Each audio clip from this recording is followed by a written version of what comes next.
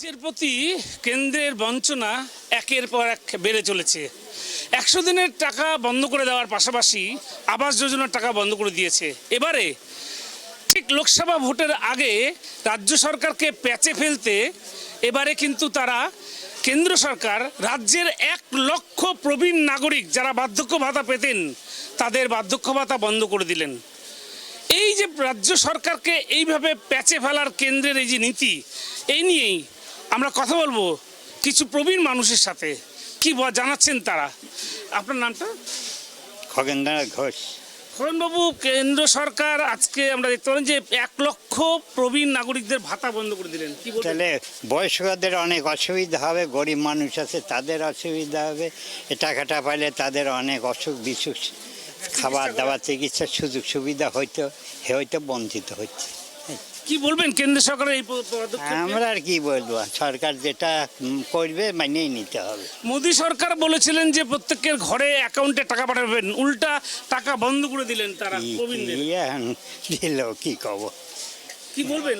কি আর বলবো, এ তো বলার কিছু নেই। সরকার যেটা সিদ্ধান্ত নেবে মানিয়ে নিতে বাধ্য হবে। আর আপনারা তো বঞ্চিত হচ্ছেন তাহলে। অনেক বঞ্চিত হচ্ছে সবার জন্য। গরিব দুঃখী অনেকে আছে, তাদের অসুবিধা চিকিৎসা হয়েছে।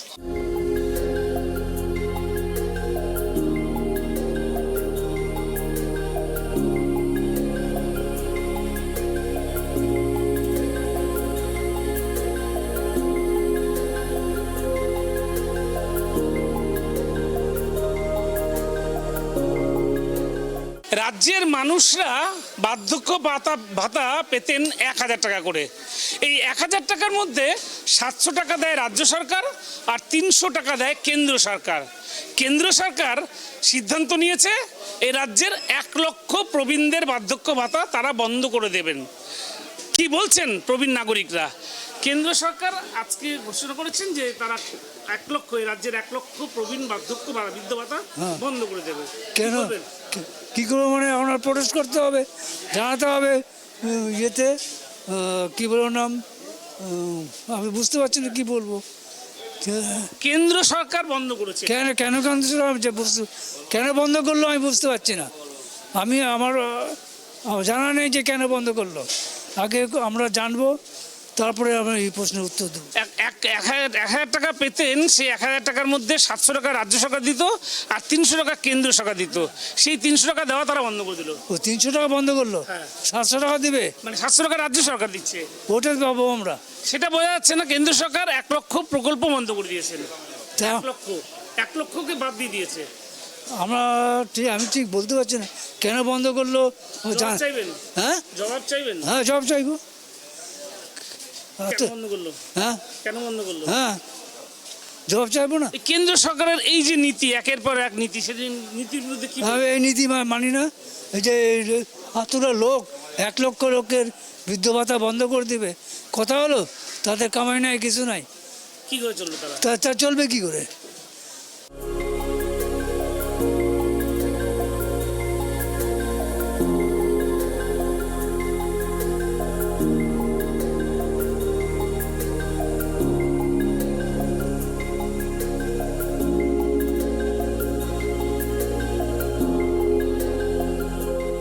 আজকে কেন্দ্র সরকার পশ্চিমবঙ্গের 1 লক্ষ বার্ধক্য ভাতা বন্ধ করে দিচ্ছে। আচ্ছা, কি বলবেন? আমি তো এখন বর্ষা কোনো কাজকর্ম করি না, বেকার। আমার স্ত্রী অন্ধ, আমরা 2 জনেই পাই, কিন্তু আমরা কোনো কাজকর্ম করি না, বসে বসে থাকি। যদি আপনাদের বার্ধক্য ভাতা বন্ধ হয়ে যায় তখন কি করবো? ভিক্ষা করতে হবে, তাছাড়া রাস্তা নেই। কেন্দ্র সরকার এই ধরনের সিদ্ধান্ত নিচ্ছে, কি বলবেন আপনারা? আমি কি বলবো, আমাদের দিলে আমাদের সুবিধা হয়, ভালো হয়। রাজ্য সরকার তো দিচ্ছিল, কিন্তু সেটা কেন্দ্র সরকার বন্ধ করতে আছে। তা আমরা আর কি করব, আমাদের তো করার এখানে কিছু নেই, তাদের ইচ্ছা। আপনাদের তো অসুবিধা হবে। অসুবিধা হবেই তো। ওই টাকাটা নিয়ে আমাদের কিছু হাত খরচা করে কোনো রকম সংসার চলে।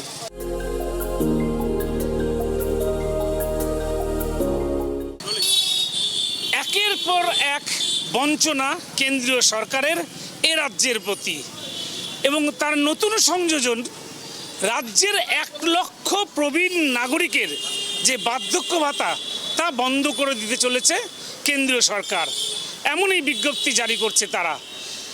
রাজ্যের 700 টাকা এবং কেন্দ্রের দেওয়া 300 টাকা, এই 1000টি করে টাকা বার্ধক্য ভাতা হিসেবে পেতেন প্রবীণ নাগরিকেরা, কিন্তু কেন্দ্রীয় সরকার সেই টাকাও দিতে তারা অনীহা প্রকাশ করেছে এবং বন্ধ করে দিচ্ছে 1 লক্ষ প্রবীণ নাগরিকদের বার্ধক্য ভাতা।